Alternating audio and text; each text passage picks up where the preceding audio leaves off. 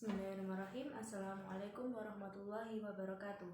Perkenalkan, nama saya Dina Novitasari dari Prodi PG PAUD semester 4. Di sini saya dan rekan-rekan saya akan menyelesaikan tugas mata kuliah Hak Asasi dan Perlindungan Anak, yaitu membuat video parenting tentang fenomena pelanggaran dan pelanggaran hak dan perlindungan anak yang terjadi di era sekarang yang dikaitkan dengan hukum formal.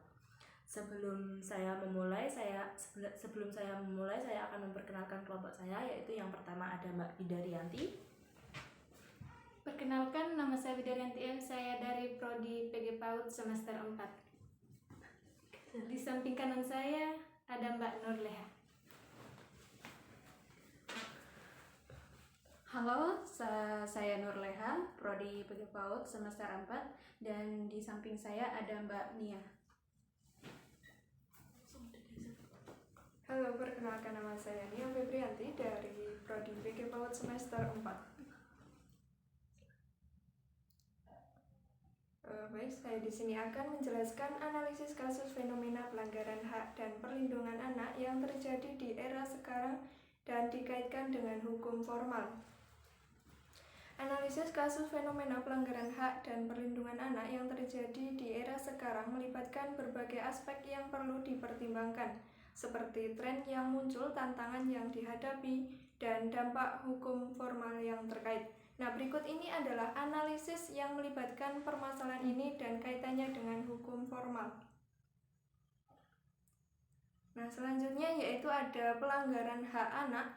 Di sini yang dimaksud dengan pelanggaran hak anak dapat terjadi dalam berbagai bentuk, termasuk kekerasan fisik, eksploitasi seksual, pekerjaan anak, perdagangan anak, penelantaran anak, dan diskriminasi.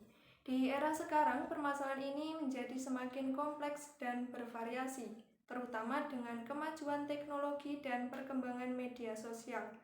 Keberadaan internet membuka pintu bagi pelanggaran hak anak yang lebih luas seperti pornografi anak, penipuan online, dan pelecehan siber. Ya baik, selanjutnya tantangan dalam perlindungan anak. Di era sekarang ini ada beberapa tantangan yang menyulitkan upaya perlindungan anak. Salah satunya adalah kurangnya kesadaran dan pemahaman tentang hak anak di kalangan masyarakat, termasuk orang tua, pendidik, dan lembaga sosial. Di sini faktor sosial dan ekonomi juga dapat mempengaruhi perlindungan anak seperti kemiskinan, konflik bersenjata, dan migrasi yang memperburuk keratanan anak.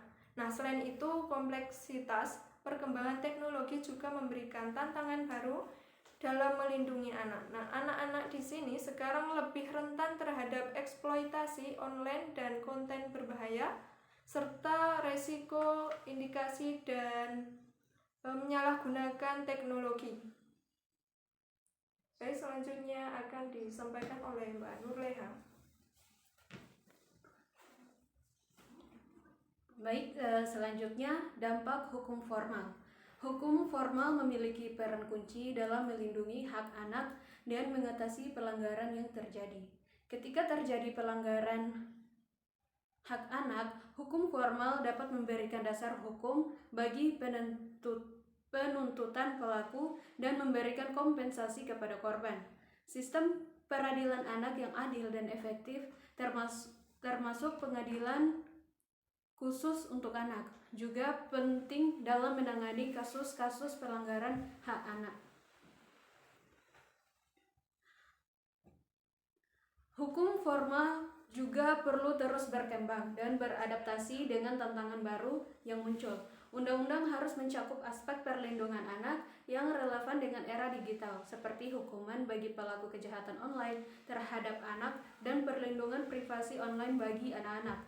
Pengawasan dan penegakan hukum yang efektif juga penting untuk mencegah dan mengatasi pelanggaran hak anak. Selain itu, pendidikan hukum yang lebih luas dan kampanye kesadaran publik perlu dilakukan untuk memastikan bahwa hak dan perlindungan anak menjadi prioritas dalam masyarakat. Pemerintah, lembaga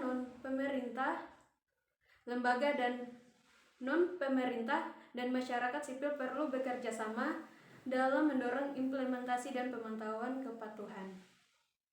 Selanjutnya dilanjutkan oleh Mbak Bidaryanti.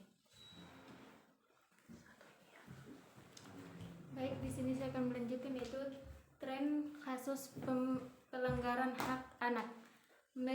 Meski komitmen negara dalam berbagai aspek semakin baik, namun ragam pelanggaran hak anak di tahun 2021 masih terjadi, baik pelanggaran terkait pembunuhan hak maupun terkait perlindungan kasus anak.